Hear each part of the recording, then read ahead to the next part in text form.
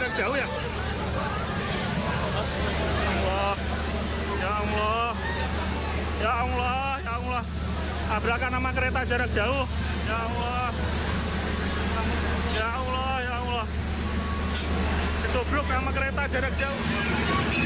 Innalillahi wa inna ilaihi raji'un. Innalillahi wa inna ilaihi raji'un.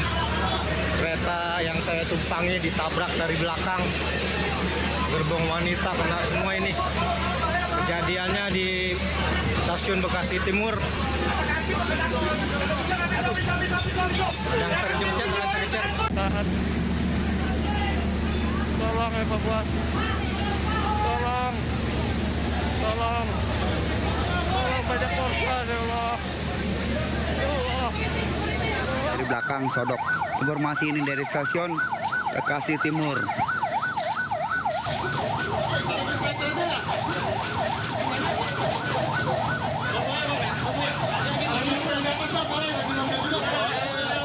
Banyak ambulan belakang. Ambulan banyak belakang.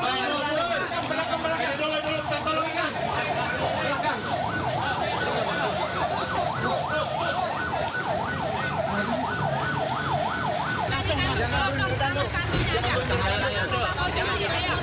Kita kekurangan tandu, Bu. Bapak keluarganya ada nggak? Bang.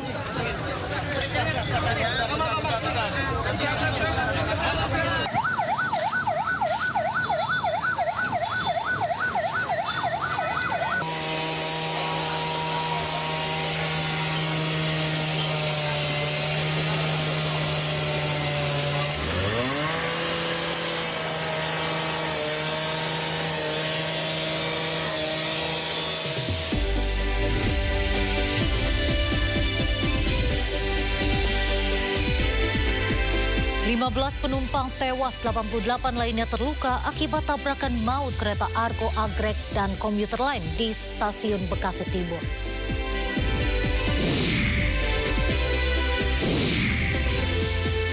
Seorang anggota polisi mendatangi rumah wali kota Palopo, Sulawesi Selatan sambil membawa parang.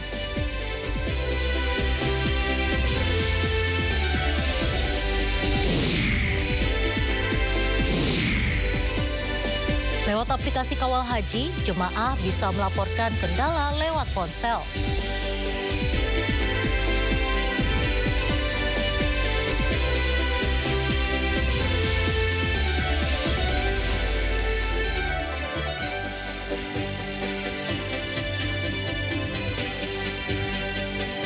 Halo pemirsa, tragedi tabrakan kereta di Bekasi menjadi alarm keselamatan transportasi.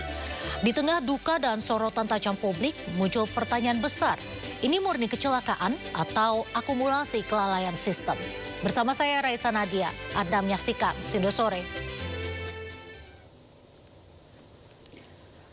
Korban tewas akibat kecelakaan kereta Argo Anggrek dengan KRL sebanyak 15 orang dan 88 orang terluka. Proses evakuasi bangkai kereta komuter lain pasca tabrakan dengan Argo Anggrek di Bekasi Timur masih berlanjut.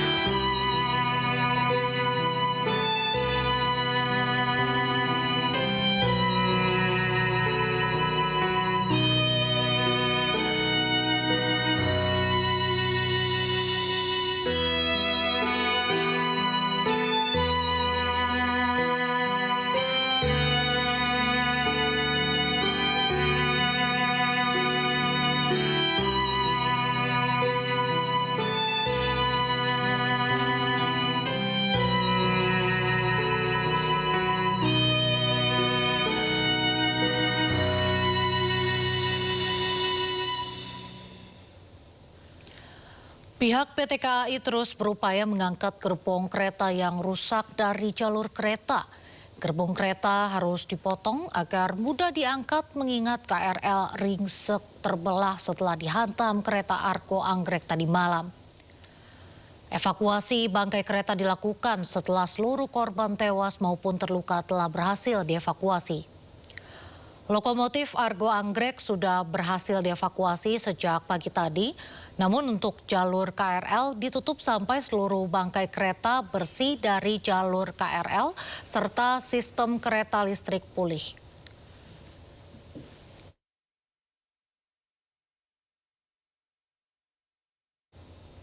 Setelah 11 jam proses evakuasi pada pagi tadi, satu jenazah kembali dievakuasi dari dalam gerbong wanita kereta komuter lain yang terlibat tabrakan di stasiun Bekasi Timur. Hingga sore ini total ada 15 korban meninggal dunia dan 88 korban luka berat hingga ringan.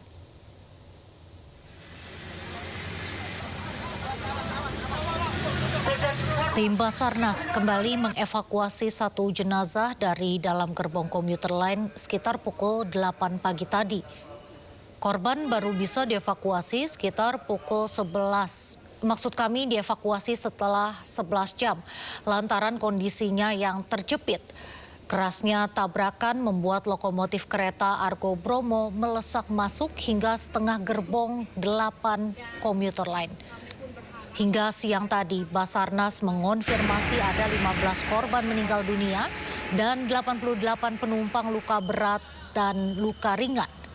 Para korban sebagian besar merupakan perempuan karena gerbong yang ditabrak merupakan gerbong bagian paling belakang yang dikhususkan untuk perempuan. Korban luka kini dirawat di 14 rumah sakit di Bekasi dan Jakarta. Kepala Basarnas menyatakan evakuasi berlangsung hingga belasan jam lantaran harus dilakukan hati-hati dan terukur mengingat ada beberapa korban yang terjepit.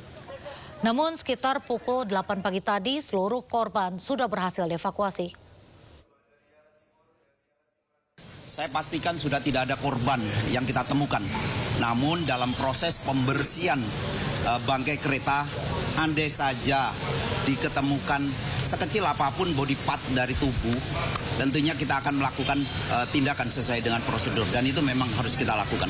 Masih jadi seluruh korban yang kita evakuasi, baik itu secara langsung maupun dengan ekstrikasi, semuanya kita serahkan ke tim medis.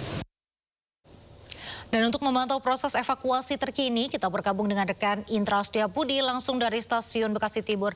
Selamat sore Indra, apakah evakuasi telah benar-benar selesai dan seluruh jalur KRL sudah bisa dilalui?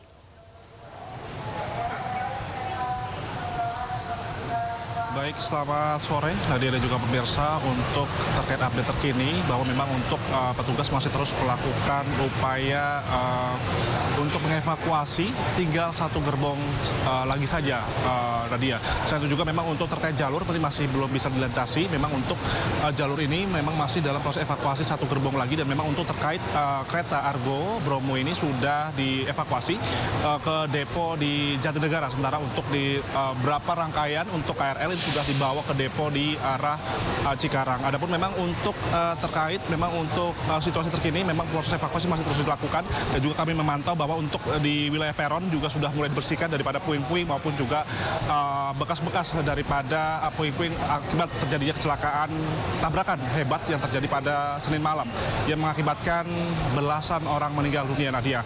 Adapun juga memang untuk terkait korban, benar sekali memang untuk terkait korban sendiri ini bertambah dari 14 menjadi 15 pada pukul 13.00 waktu Indonesia Barat. Sementara untuk korban luka-luka ini sebanyak 88 orang, ini terdiri dari luka berat maupun juga luka ringan. Dan memang untuk terkait para korban meninggal dunia ini sebagian sudah berada di Rumah Sakit Polri untuk proses identifikasi lebih lanjut. Dan memang untuk yang luka-luka ini sudah dibawa ke rumah sakit terdekat di wilayah Bekasi, salah satu di RSUD Kota Bekasi.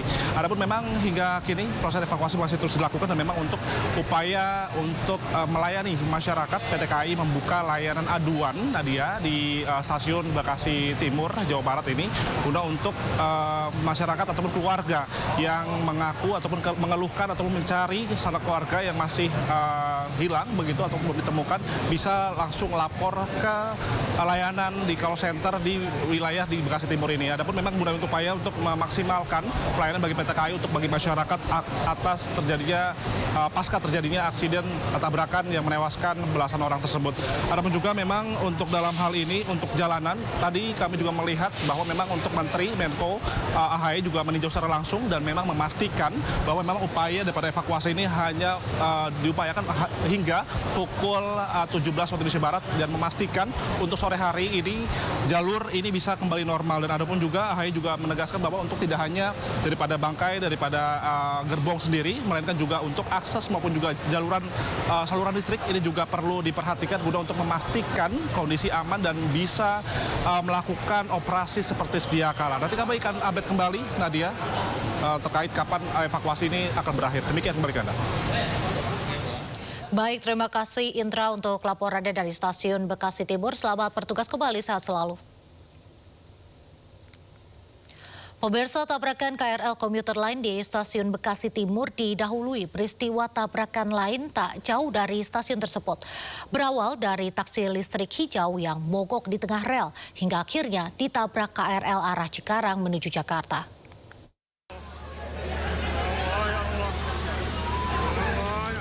Kecelakaan maut beruntun antara taksi, komuter lain, dan kereta Argo Bromo Anggrek di Bekasi berawal dari taksi listrik hijau yang mogok di tengah rel kereta. Tak lama setelah itu, KRL komuter lain dari arah Cikarang menuju Jakarta melintas dan menabrak kendaraan. Benturan membuat taksi asal perusahaan Vietnam itu terseret hingga 100 meter. Tak lama berselang, kereta jarak jauh Argo Bromo Anggrek yang melintas dari arah belakang menabrak rangkaian KRL yang sedang berhenti di jalur lain. Benturan kedua inilah yang menyebabkan kerusakan parah pada gerbong wanita. Pada peristiwa kecelakaan ini, belasan orang penumpang KRL tewas dan puluhan lainnya luka-luka. Untuk mengetahui penyebab pasti kecelakaan, PT KAI menyerahkan proses investigasi insiden tabrakan kepada Komite Nasional Keselamatan Transportasi. Tim Liputan iNews melaporkan. Direktur Utama PT KAI Bobi Rashidin mengatakan KRL komuter lain belum dapat beroperasi secara penuh. Para penumpang hanya dapat melakukan perjalanan hingga stasiun Bekasi. Jalur hilir telah dibuka untuk operasional kereta, walaupun komuter lain belum bisa kami operasikan untuk naik dan turun di stasiun Bekasi Timur ini. Untuk komuter lain kami batasi sampai di stasiun Bekasi. Seperti yang saya sampaikan juga, kami mengadakan posko tanggap darurat di stasiun ini dan melalui call center 121-nya kami. Ada apa-apa, silahkan keluarga dari korban silahkan bisa menghubungi call center 121 atau mengunjungi posko tanggap darurat kami di stasiun ini. Terkait tragedi kereta di Bekasi, Menteri Pemberdayaan Perempuan dan Perlindungan Anak PPPA Arifatul Khoiri Fauzi mengusulkan evaluasi penempatan gerbong khusus wanita di rangkaian KRL yang saat ini berada di bagian depan dan belakang demi meningkatkan aspek keselamatan. Sementara Menko Bidang Infrastruktur dan Pembangunan Kewilayahan Agus Harimurti Yudhoyono lebih menyoroti pada sistem keamanan dan keselamatan transportasi publik secara menyeluruh. Kalau tadi kita ngobrol dengan KAI itu kenapa ditaruh di paling depan, paling belakang supaya tidak terjadi rebutan. Tapi dengan peristiwa ini kita mengusulkan kalau bisa yang perempuan itu ditaruh di tengah. Jadi yang laki-laki di ujung, yang depan belakang itu laki-laki, jadi yang perempuan di tengah. Kebetulan yang paling belakang adalah kereta khusus wanita. Jadi pasti ada concern mengapa justru yang paling rentan yang kita siapkan secara khusus selama ini gerbongnya justru yang mendapatkan bisa dikatakan risiko yang paling tinggi. Ini juga bagian yang akan kita terus evaluasi, tapi paling yang jelas adalah laki dan perempuan sama saja tidak boleh menjadi korban dalam insiden apapun. Jadi yang kita fokuskan adalah bukan perempuan dan lakinya, tetapi bagaimana sistem transportasi kereta dan sistem transportasi publik lainnya ini aman, selamat. Kecelakaan kereta komuter lain di Bekasi Timur menyisakan duka mendalam. Sebanyak 53 korban yang dievakuasi ke RSUD Bekasi, 3 diantaranya meninggal dunia. Proses evakuasi korban kecelakaan kereta komuter lain di Bekasi Timur dilarikan ke RSUD Kota Bekasi. Petugas gabungan harus bekerja ekstra hati-hati karena banyak korban terjepit di dalam gerbong. Sebagian besar korban merupakan penumpang komuter lain dengan mayoritas perempuan dengan total 88 korban luka dan 15 meninggal dunia.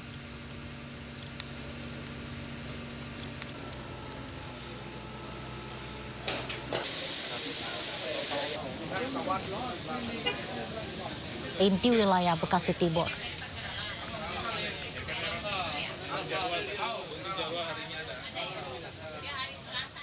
Standby untuk nunggu.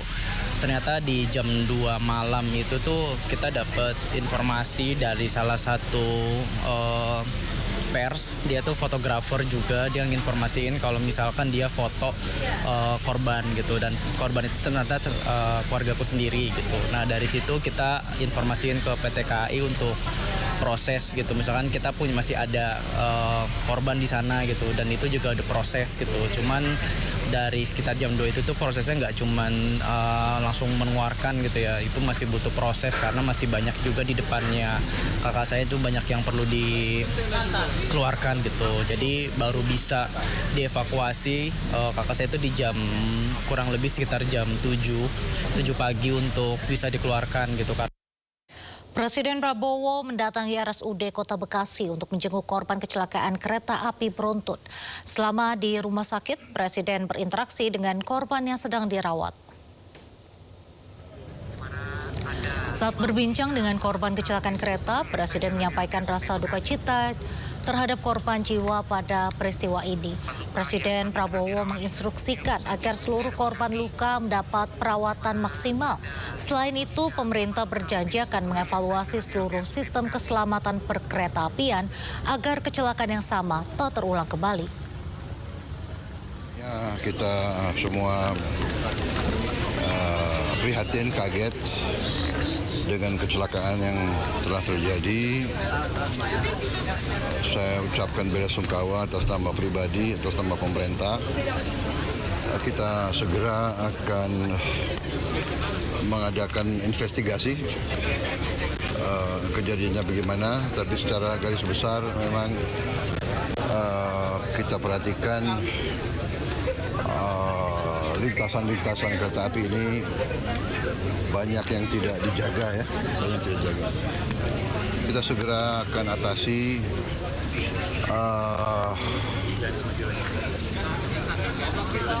Pemerintah daerah Bekasi telah mengajukan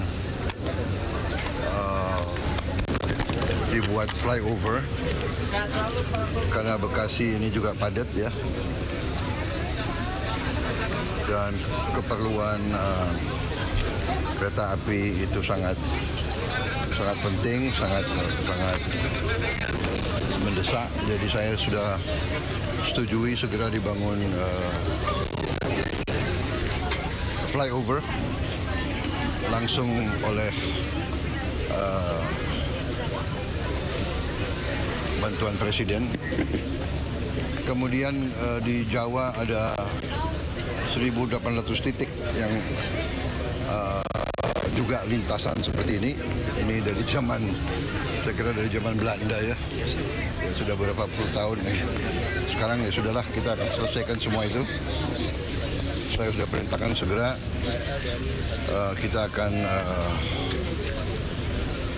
akan perbaiki semua ya lintasan tersebut ya, dengan apakah dengan dilakukan pos jaga atau dengan flyover ya. Nanti pelaksananya kita tunjuk. Kita perhitungkan sekitar hampir 4T ya, 4 triliun ya. Demi keselamatan dan demi karena kita sangat penting, kita sangat perlu kereta api, ya kita harus keluarkan itu. Makanya sudah berapa puluh tahun tidak dilakukan, kita sekarang lakukan. Ya. Pemirsa, salah satu korban meninggal dalam tabrakan maut kereta di Stasiun Bekasi Timur dibawa ke rumah duka di Kemayoran, Jakarta Pusat dini hari tadi. Korban meninggal setelah terlempar ke peron saat kereta Argo Bromo menghantam bagian belakang komuter lain Jakarta Cikarang.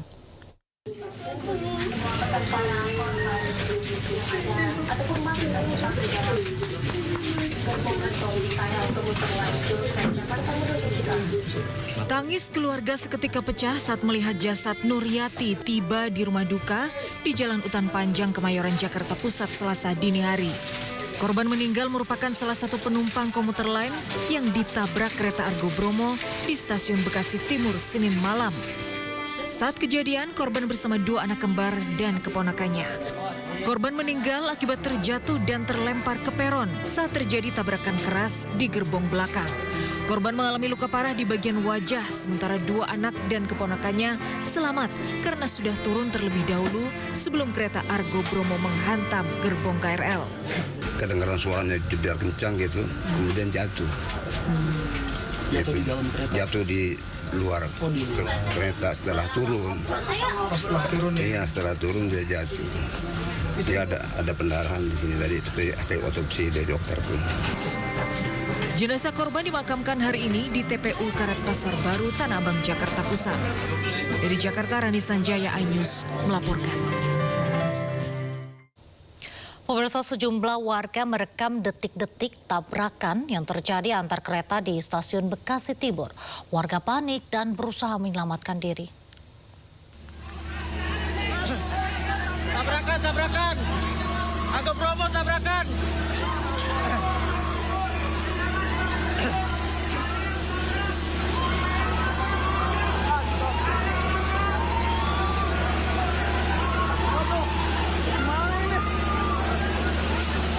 Ya Allah. Ya Allah. Alhamdulillah. Alhamdulillah.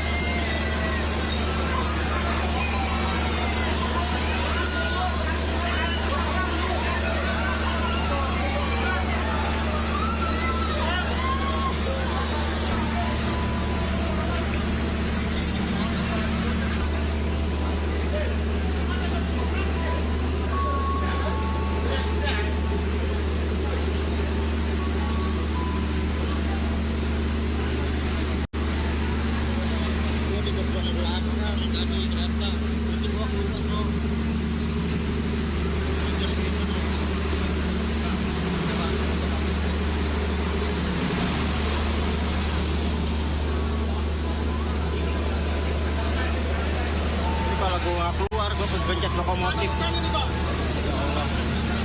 Lokomotif langsung masuk ke dalam. Tembus ke dalam. Motor wanita. Situasi mencekam terasa di dalam kereta api Argo Bromo saat tabrakan terjadi. Kondisi ini direkam penumpang dan memperlihatkan sejumlah penumpang yang panik. Makan dulu ya, teman-teman semuanya.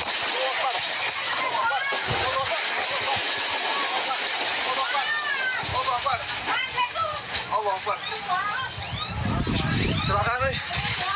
Silakan nih. Silakan. Aduh, iya. Banyak yang berspekulasi tabrakan terjadi adu banteng antar kereta di Stasiun Bekasi Timur. Namun pemirsa, kronologi sebenarnya diawali mogoknya mobil listrik traksi Green SM dan berikut selengkapnya. Jadi dari arah Cikarang menuju Jakarta di jalur kereta bola kapal taksi Green SM berhenti di tengah rel dan ditabrak KRL.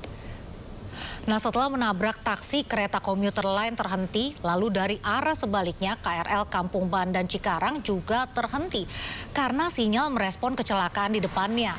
Nasnya dari arah yang sama, kereta jarak jauh KA Argo Bromo Anggrek Gambir Stasiun Turi dari belakang melaju kencang. Sinyal diduga error dan tak bisa berhenti lalu menabrak KRL Kampung Bandan Cikarang hingga mendorongnya ke Stasiun Bekasi Timur.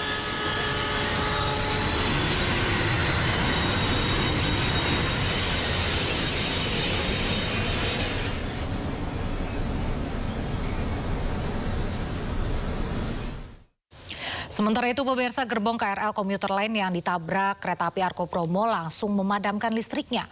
Warga ketakutan dalam kondisi listrik padam terjebak dalam kereta. Kereta tadi maju sendiri, ketabrak kereta. Ketabrak kereta di belakangnya.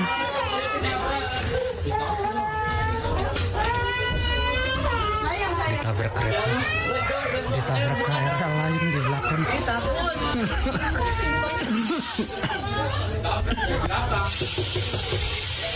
Ayo buka.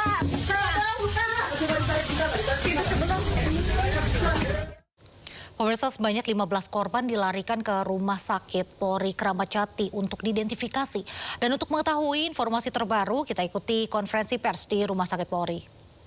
Hari ini, hari Selasa tanggal 28 April 2026 pukul 13.00, tim DVI Polri yang terdiri dari Biro Dokpol, Pusdokes Polri, Rumah Sakit Bayangkara tingkat 1 Pusdokes Polri, Bidokes Polda Metro Jaya, tim Pusiden Baris Krim Polri, dan Odontologi Forensik FKG UI telah menyelesaikan seluruh pemeriksaan terhadap 10 kantong jenazah yang dikirim penyidik dari TKP. Jumlah korban yang dilaporkan oleh pihak keluarga sampai saat ini sebanyak 10 orang. Pada pukul 14.00 WIB telah dilaksanakan sidang rekonsiliasi untuk menentukan identitas korban dan memutuskan 10 jenazah telah berhasil teridentifikasi. Adapun hasilnya akan disampaikan oleh Karudokpol Pusdokes Polri. Waktu dan tempat kami persilakan Bapak Karudokpol.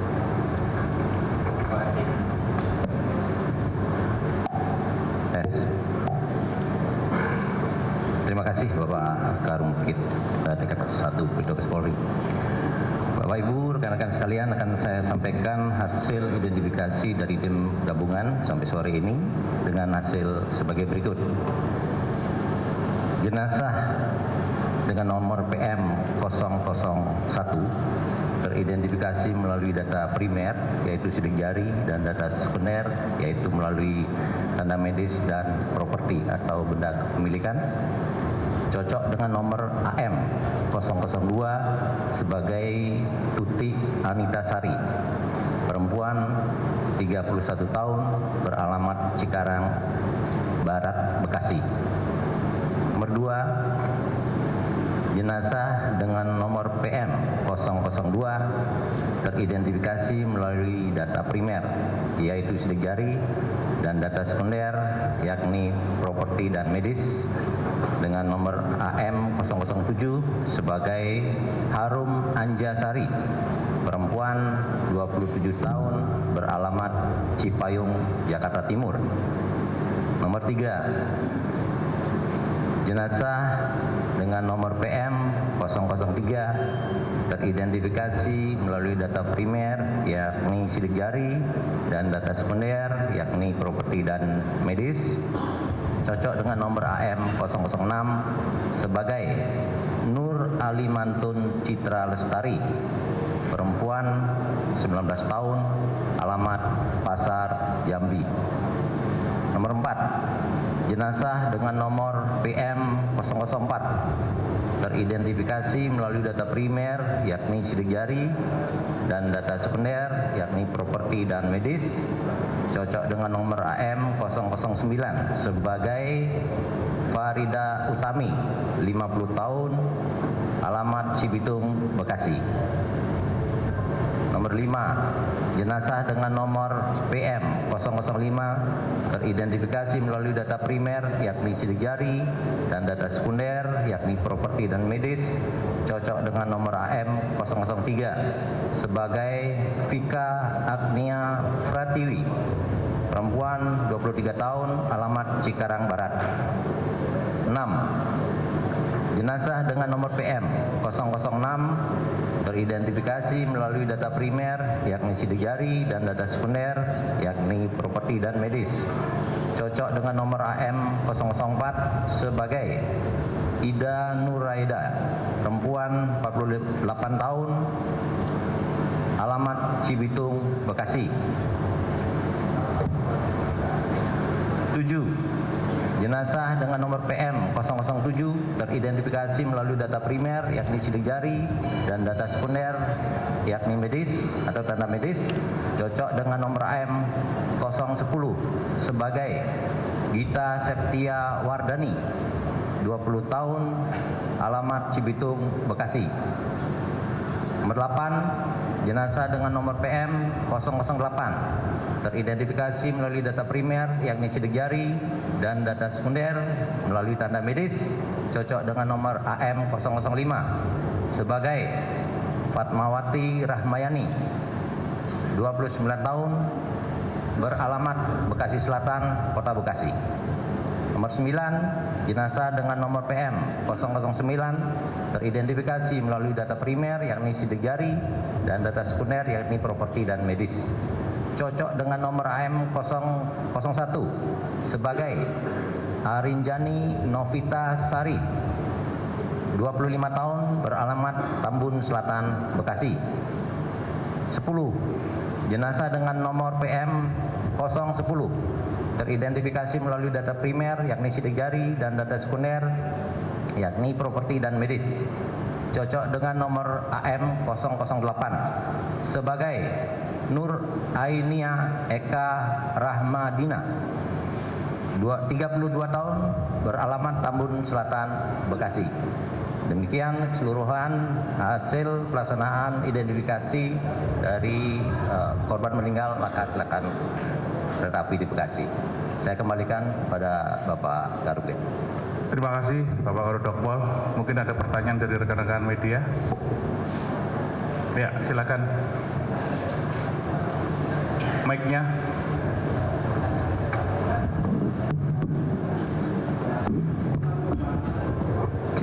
Selamat sore Bapak, saya Satrio dari CNN Indonesia TV. Pertanyaan pertama Bapak, untuk berdasarkan informasi dari TKP kan ada 15 orang yang meninggal, tapi ini yang dikirim ke Rumah Sakit Polri Kramat Jati ada 10 jenazah. Ini untuk informasi 5 jenazah lainnya ini seperti apa? Apakah langsung diterima keluarga atau seperti apa? Terus yang kedua, dari hasil identifikasi atau dari proses DVI itu sendiri, luka-luka yang dialami oleh korban itu kebanyakan di sebelah mana dan akibat meninggalnya apakah bisa diketahui Bapak? Sementara itu, terima kasih. Pak yang ada 5 itu tadi.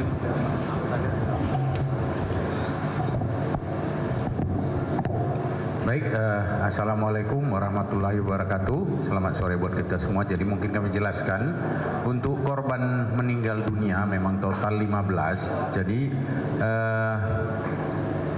kemarin ketika evakuasi itu kan ada yang dibawa ke rumah sakit di Bekasi ya. Jadi ada yang meninggal yaitu di Rumah Sakit Umum Daerah Kota Bekasi itu 3 orang.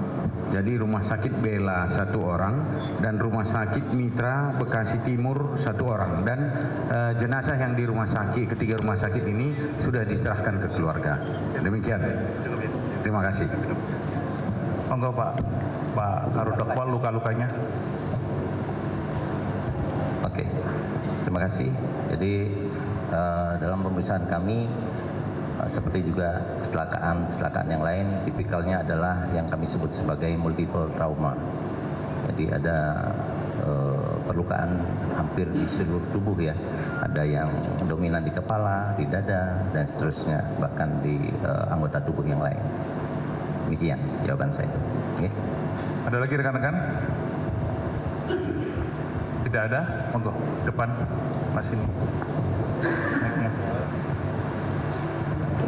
Terima kasih Pak. Izin saya Rizky Pak dari Kompas.com mau bertanya terkait update pengungsian itu Pak. Itu untuk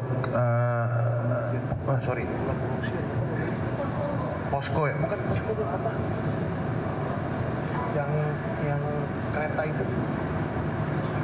Oh ini apa namanya?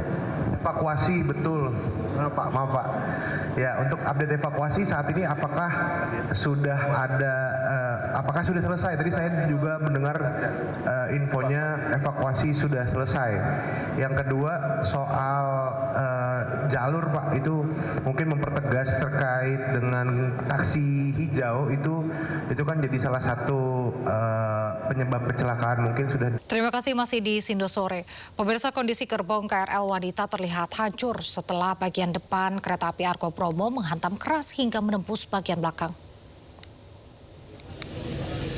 Beginilah kondisi parah gerbong Wanita pasca mengalami insiden tabrakan. Benturan yang sangat keras membuat struktur gerbong mengalami kerusakan serius dengan bagian dalam terlihat porak-poranda. Sejumlah petugas tim gabungan berusaha melakukan proses evakuasi.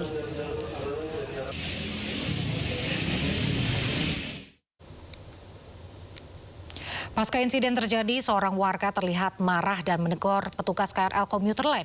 Warga tersebut protes dan menyalahkan masinis. Di saat yang lain sibuk evakuasi dan membantu korban, seorang warga terlihat marah dan menyalahkan masinis Argo Bromo. Seperti inilah situasi seorang petugas yang berusaha menjelaskan insiden yang terjadi. Namun warga ini seolah meminta jawaban lebih jelas lagi mengapa kecelakaan ini bisa terjadi.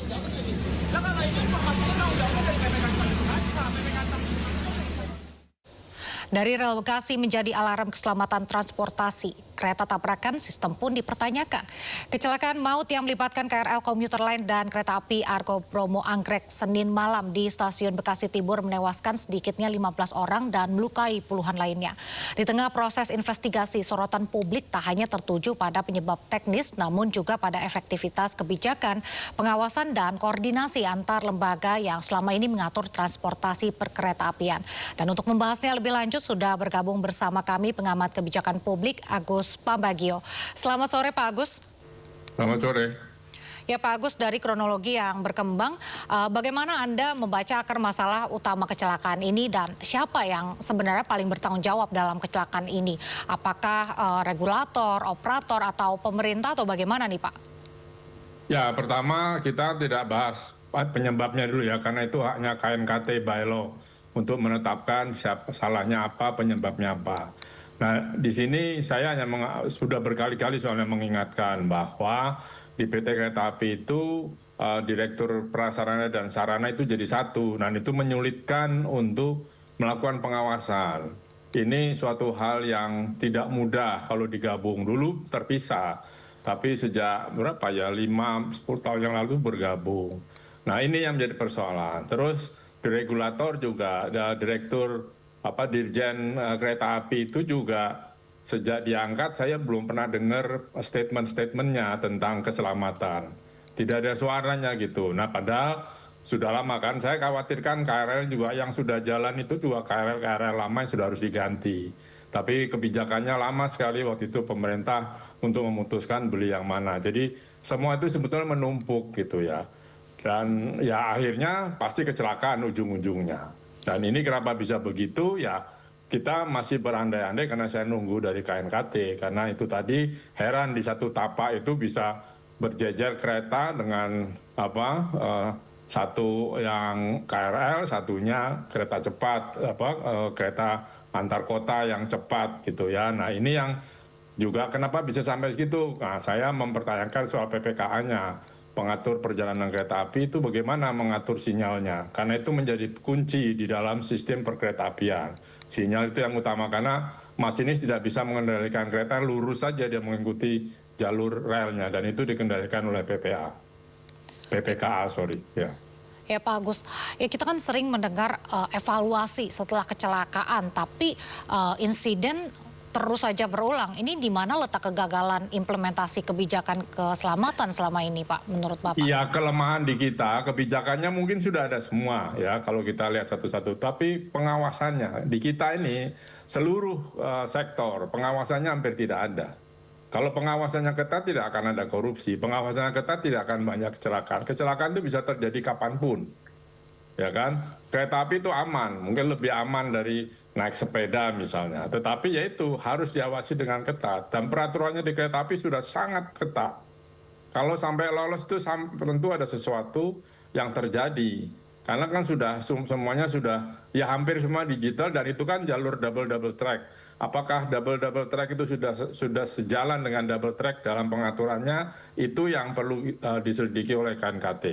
Jadi intinya KNKT tugasnya adalah mencari tahu kenapa bisa satu peta itu ada 3 kereta, yang satunya berhenti, satu berhenti karena kecelakaan, satunya lagi berhenti menunggu karena sinyal merah, satu lagi kencang sekali dengan kecepatan sudah di atas 100 km, karena itu Argo Bromo Anggrek dihitung kurang dari 8 jam sampai Surabaya. Nah ini yang perlu dicari oleh KNKT. Karena pasti pengaturan sinyalnya ini yang nggak beres, lalu ada pengawasan dari PT KAI, yaitu tadi ada 2 direktorat jadi 1, kemudian pengawasan dari Kementerian Perhubungan, komunikasi antara publik dengan Kementerian Perhubungan akhir-akhir ini hampir tidak ada, sehingga kita juga sulit untuk memberikan masukan. Nah, apakah mungkin karena jalurnya itu yang sangat padat, Pak? Enggak. Oh, jalurnya kan itu double track di situ. Terpisah antara KRL dengan kereta antar kota yang cepat. Jadi pengaturan sinyalnya itu yang saya bukan ahli kereta api, tapi itu perlu direview, dilihat kenapa bisa begitu. Yang lain sinyal merah, dia hijau jalan terus. Dan kecepatannya sudah tinggi tuh karena 100 km lebih per jam. Itu kereta tercepat di jajaran kereta api eksekutif dari KAI.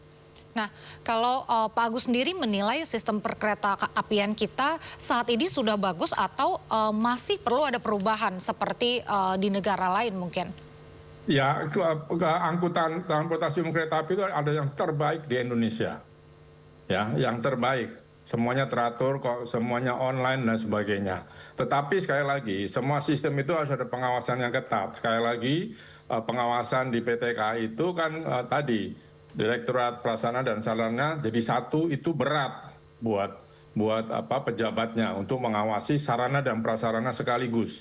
Itu 2 hal, belum lagi masih ada campur tangan pemerintah di situ, Kementerian Perhubungan, soal relnya, soal TAC, AIMU dan sebagainya, itu suatu hal yang panjang tidak terselesaikan, sehingga ya seperti ini. Kemudian perlintasan yang juga itu bukan kewajiban penuh KAI.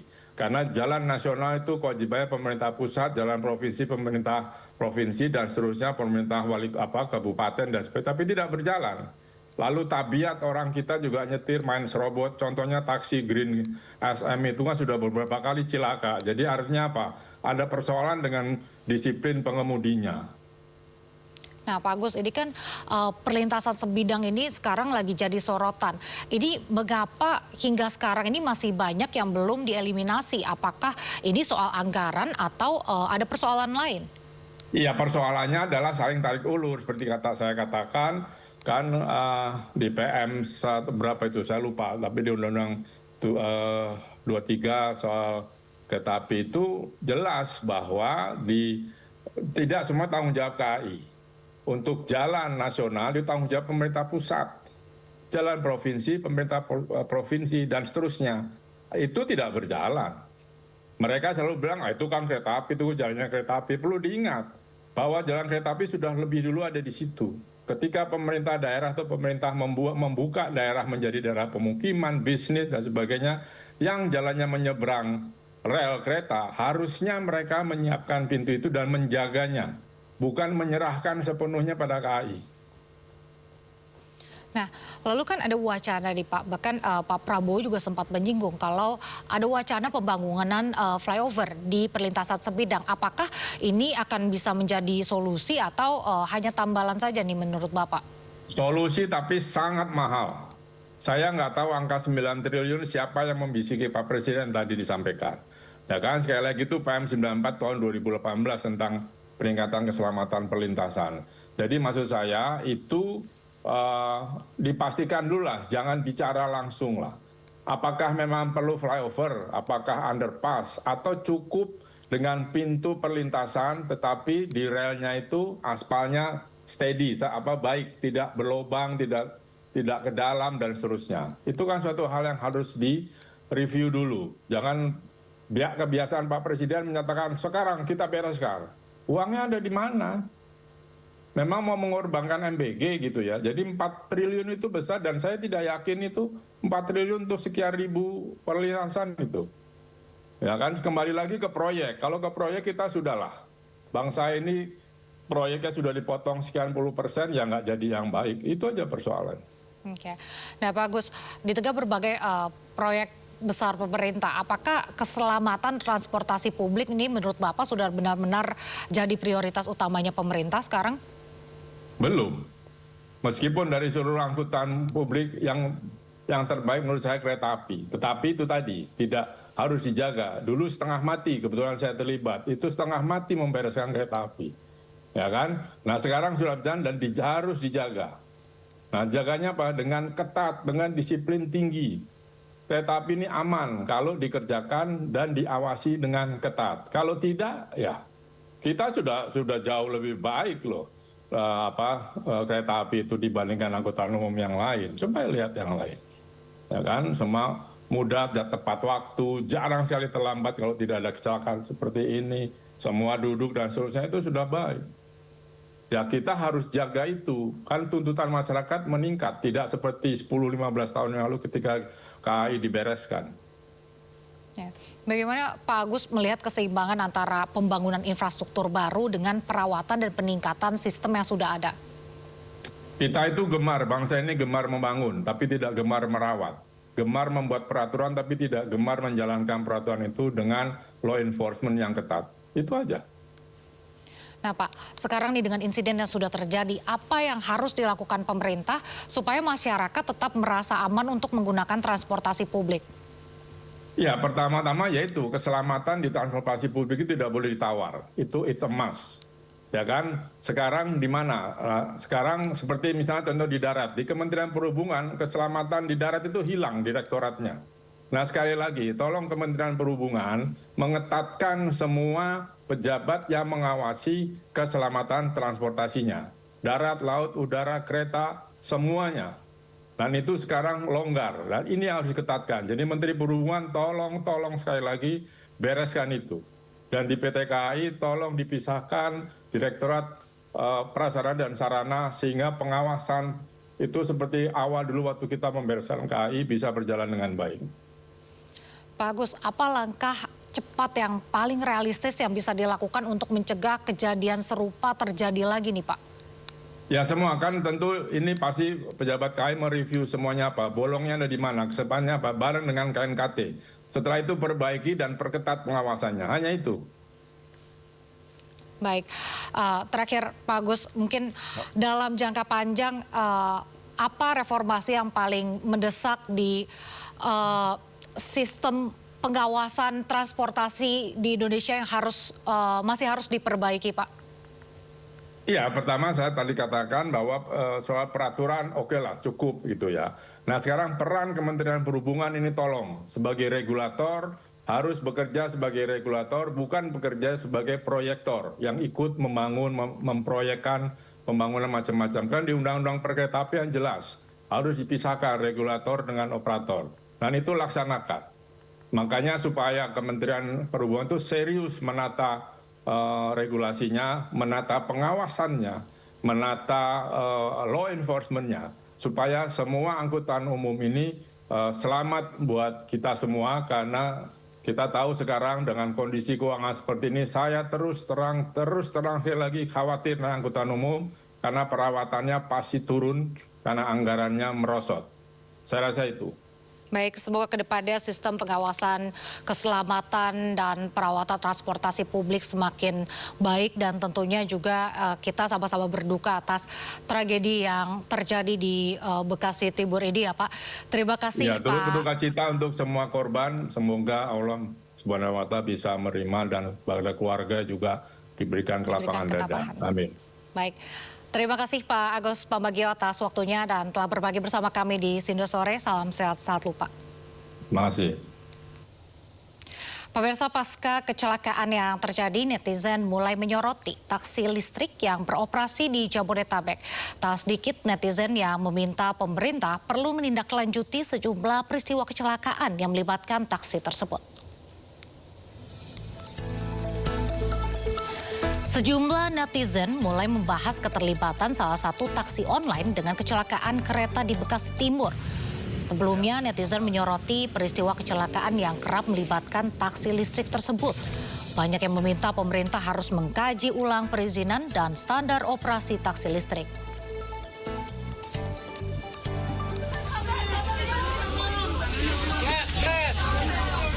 Kita lihat pemirsa kondisi di dalam gerbong komuter lain yang cukup mengerikan setelah insiden tabrakan. Ini tidak bisa dibayangkan bagaimana sesaknya para korban yang terjepit dan harus bertahan di tengah minimnya oksigen. Teriakan korban juga terdengar jelas. Seluruh korban meminta pertolongan untuk segera dikeluarkan dari gerbong kereta.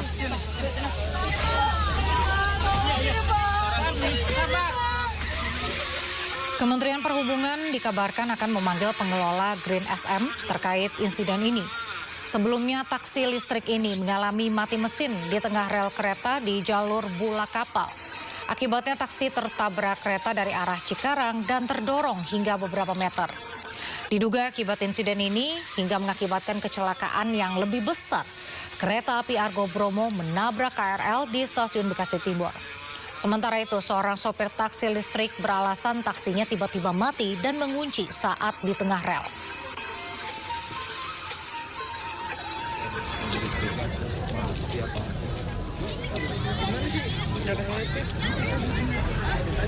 Pak, kata-katanya gimana?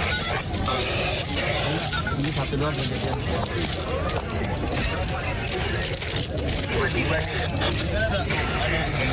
Sterling. Ini ngunci langsung. Jadi kita mau ke apa? Jalanin ke ininya. Nggak bisa, iya. Karena pas tadi posisi kereta lewat langsung mati. Pas tengah-tengah.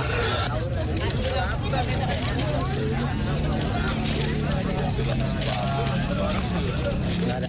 Ada orang ngomong? Enggak. Alhamdulillah nggak ada korban. Nggak ada korban. Nggak ada.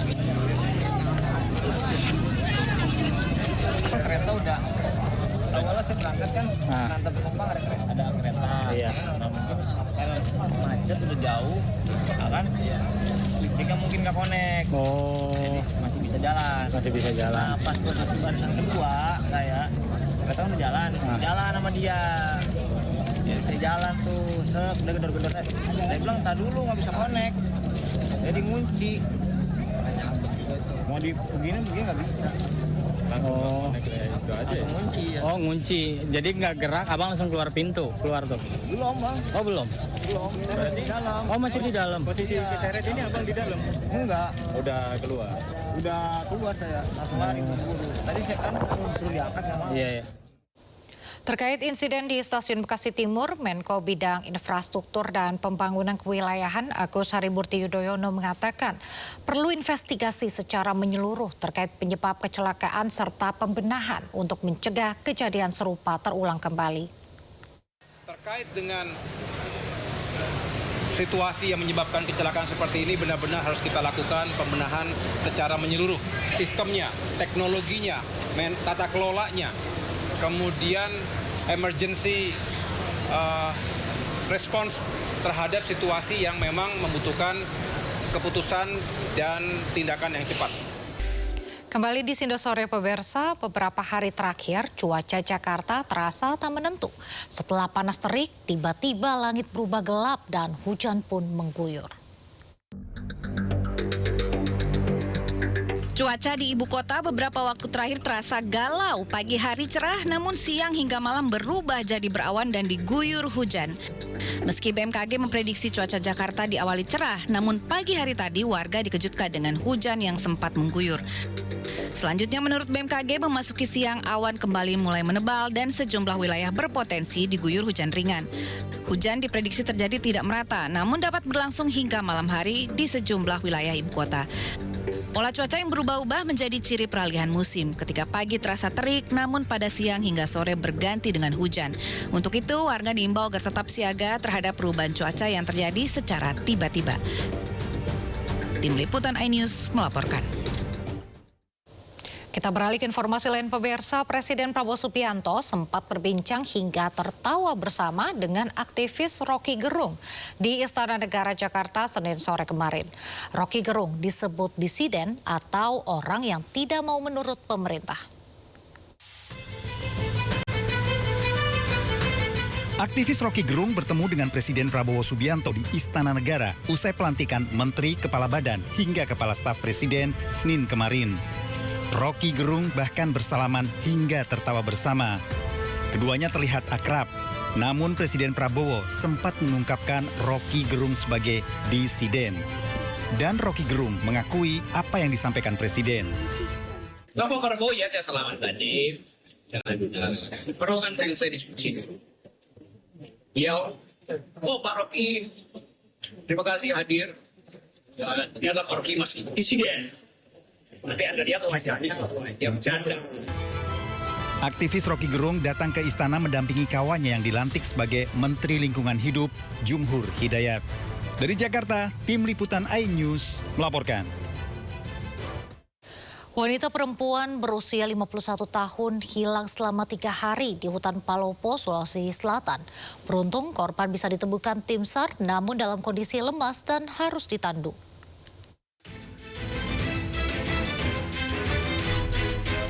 Indo Rampa, wanita berusia 51 tahun ini ditemukan tim SAR di area hutan kawasan Betang Barat, Palopo dengan kondisi lemah.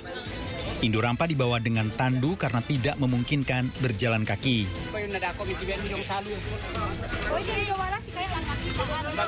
Korban hilang sejak 3 hari sebelumnya dan tim SAR melakukan pencarian menyisir sejumlah titik hingga ke arah area hutan yang jauh dari permukiman. Saat proses pencarian, lokasi ini telah disisir namun baru ditemukan setelah masuk hari ketiga.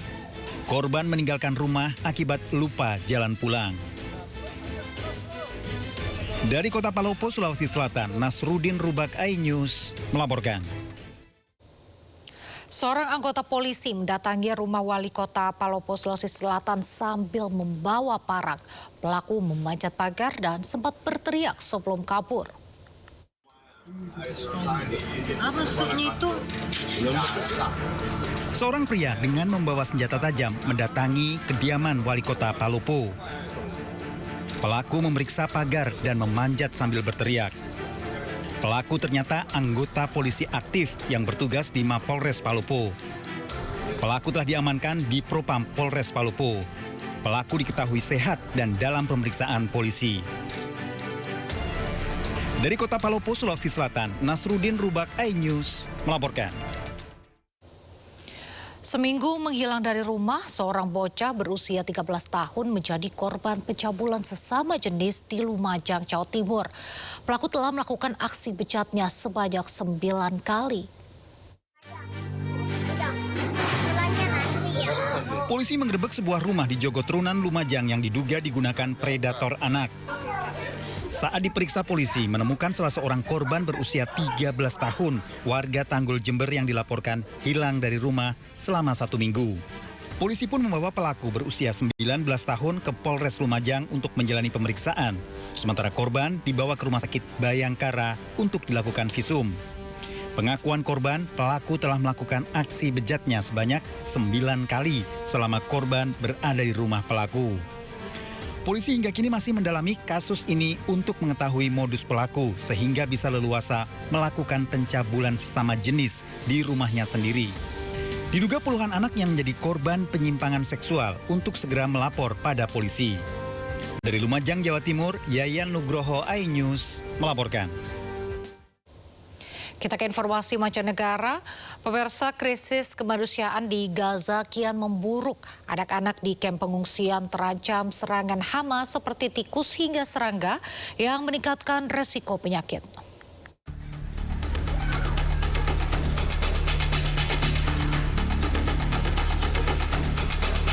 Inilah kondisi di kamp pengungsian di kota Gaza, Palestina. Lokasi pengungsian yang kotor membuat tikus berkeliaran di antara tumpukan sampah dan air limbah. Hal ini membuat risiko penyakit semakin tinggi, terutama bagi anak-anak. Kondisi tenda yang rapuh, banjir, serta cuaca yang dingin membuat pengungsi kesulitan mendapatkan perlindungan yang layak. Salah satu pengungsi mengatakan, sebelumnya tikus hanya ada dalam jumlah yang sedikit. Karena makanan langka, kini jumlahnya meningkat pesat. انتشار القوارض هذه كانت موجودة لكن بقت خفيفة. ليش؟ لعدم الغذاء للجردان هذه. لما زاد الأكل للجردان هذه كترت وكبرت في نفس الوقت وقتها التفقيس تاعها ولدتها فانتشرت بصورة غير شكل، فالجردان صاروا بدل ما صغارها قتل وحدها القدي، وتم تفقيس على هذا المزابل لأنه فيش أي نوع من السموم اللي تقتل هذه الجردان وتخلصنا منه. Menurut UNRWA, hampir 1,9 juta warga Palestina di jalur Gaza mengungsi sejak Oktober 2023 silam. Israel membebaskan 15 warga Gaza Palestina yang ditahan melalui penyeberangan Kerem Shalom Minggu siang. Kebebasan belasan warga ini disambut haru oleh keluarga. Warga dan keluarga bersorak gembira saat satu persatu tahanan warga Gaza keluar dari mobil palang merah. 15 warga Gaza ini akhirnya dibebaskan dari tahanan Israel. Keluarga pun memeluk 15 warga Gaza, meluapkan kerinduan mereka. Mereka kemudian dipindahkan ke Rumah Sakit Al-Aqsa untuk dirawat karena terluka akibat kekerasan dan kelaparan.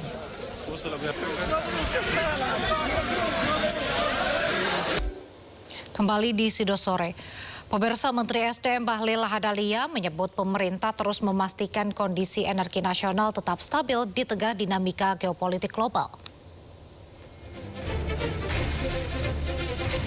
Bahlil menyampaikan bahwa kualitas bahan bakar minyak baik solar maupun bensin saat ini berada di atas standar minimum nasional. Stabilitas pasokan juga tetap terjaga meskipun terjadi ketegangan geopolitik di kawasan Timur Tengah termasuk di sekitar Selat Hormuz yang berdampak pada rantai pasok energi global. Selain itu, Bahlil menyebut pemerintah juga memastikan ketersediaan minyak mentah untuk kebutuhan pengembangan kilang dalam kondisi aman dengan stok yang berada di atas batas minimum nasional.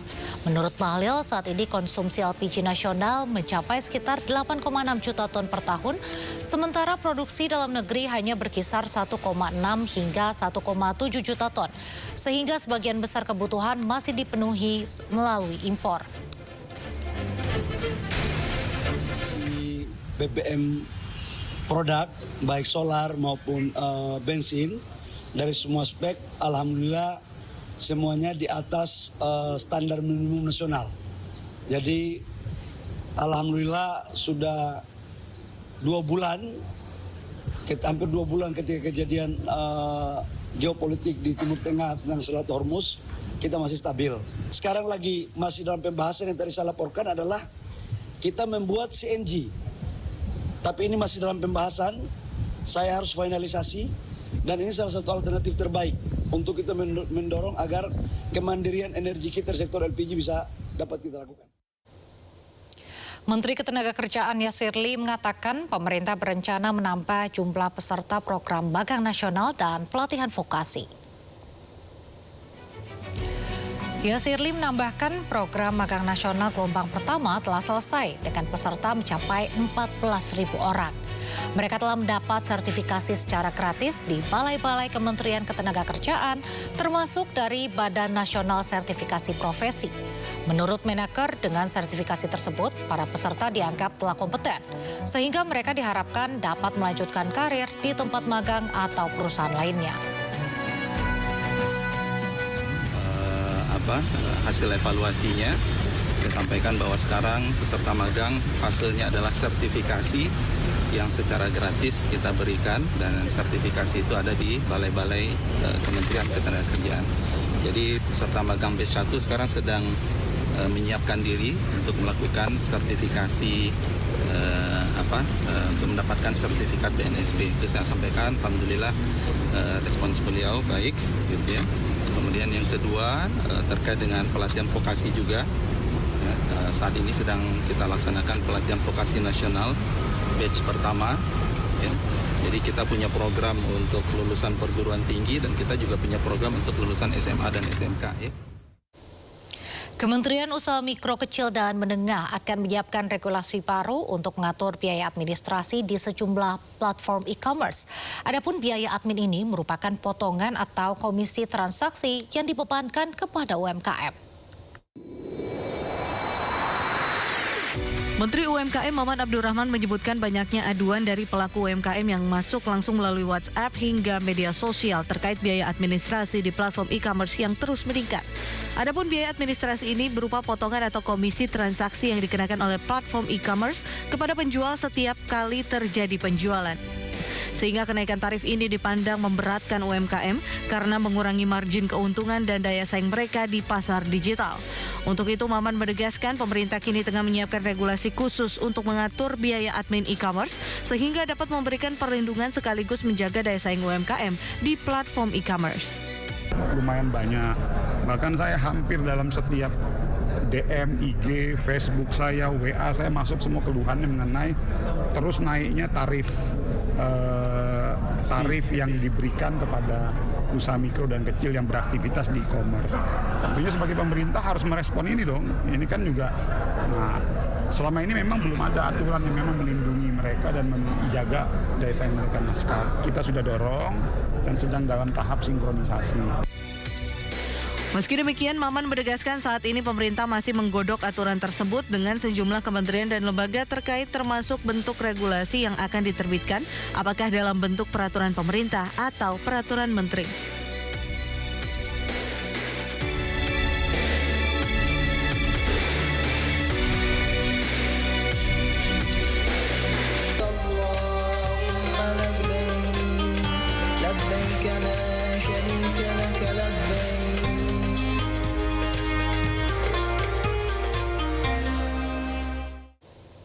Pemirsa, kantor daerah kerja Mekah kini dalam status siaga penuh untuk menyambut kedatangan jemaah haji Indonesia. Seluruh petugas mengikuti apel konsolidasi guna pengawal pelayanan optimal. Kepala Daker Mekah Ihsan Faisal memimpin langsung apel pagi guna mematangkan seluruh skema pelayanan lintas sektor. Konsolidasi ini menjadi titik krusial untuk menyamakan frekuensi kerja ratusan petugas, mengingat kota Mekah akan segera menerima kedatangan gelombang pertama jemaah dari Madinah pada 30 April mendatang. Demi kenyamanan tamu Allah, kesiapan infrastruktur, hotel, transportasi, hingga klinik kesehatan dipastikan beroperasi sempurna. Jadi kita gilir supaya semuanya merasakan 2 bulan ada 60 hari. Ini semua kebagian nanti. Dan pemirsa, mari kita pantau situasi terkini di Tanah Suci. Sudah ada rekan Eti Cuitasari di Madinah dan Ika Kesuma di Mekah, Arab Saudi. Kita ke Eti di Madinah terlebih dahulu. Selamat sore waktu Jakarta, Eti. Sudah berapa kloter jemaah yang tiba di sana? Selamat sore Nadia dan juga pemirsa, hingga pukul 00 waktu Arab Saudi. Pagi tadi di hari ke-6 kedatangan jemaah haji ini sudah ada 104 kloter yang tiba di Bandara Amir Muhammad bin Abdul Aziz, Madinah, Arab Saudi dengan jumlah jamaah sekitar 43.000 jamaah sudah menempati hotel-hotel di kawasan Masjid Nabawi.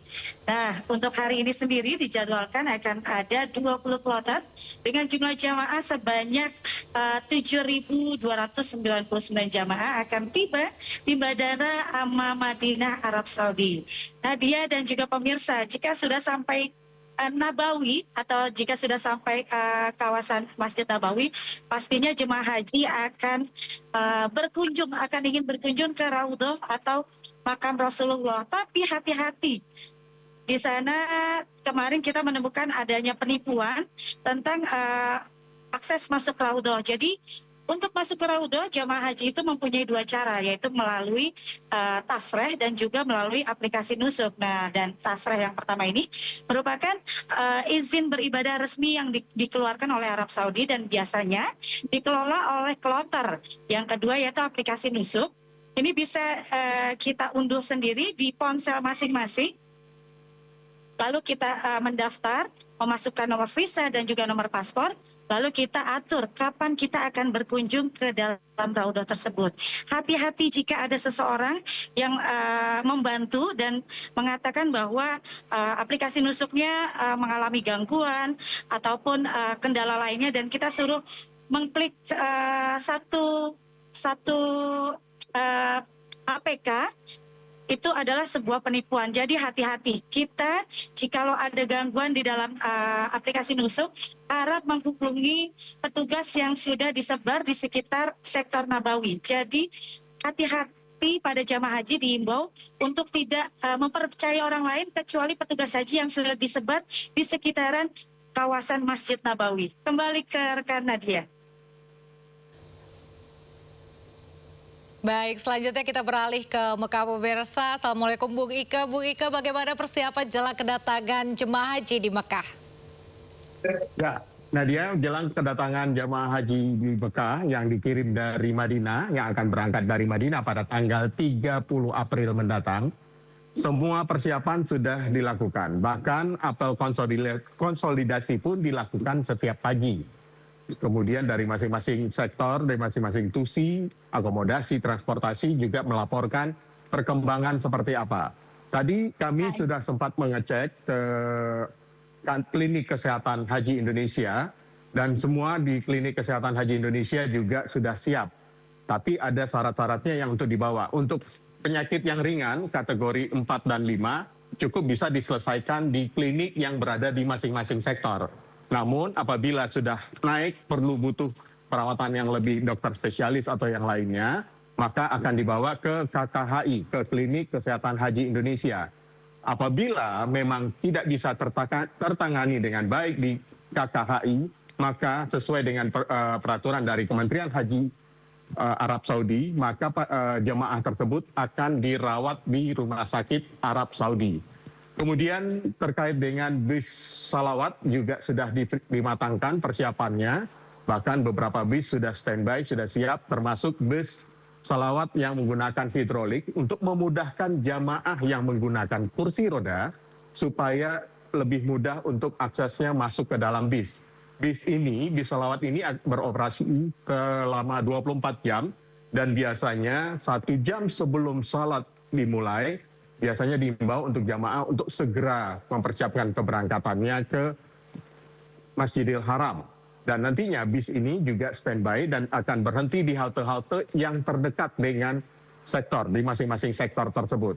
Nah, bagi jamaah yang akan memasuki kota Mekah, sama halnya dengan di Madinah sebagaimana yang disampaikan oleh Eti tadi.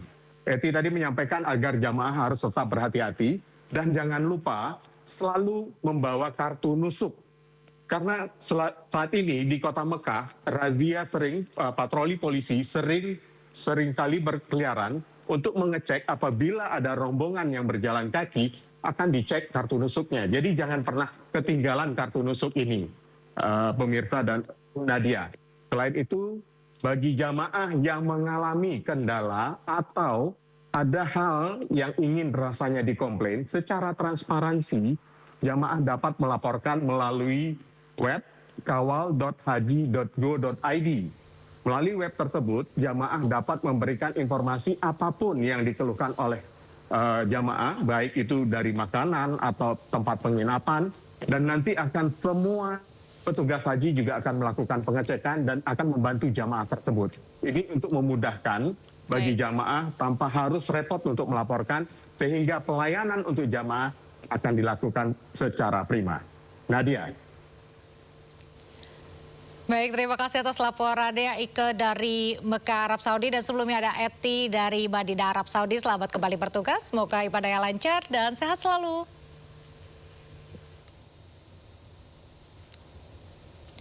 Pemirsa, kini jemaah haji tidak perlu panik jika menghadapi kendala layanan di kota suci. Lewat aplikasi Kawal Haji, jemaah bisa melaporkan kendala lewat ponsel.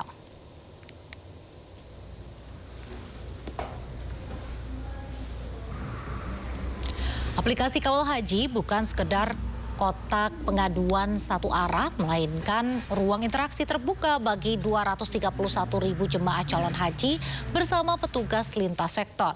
Berbagai kendala mulai dari distribusi konsumsi, keterlambatan transportasi, hingga laporan jemaah tersesat dapat terpantau secara transparan.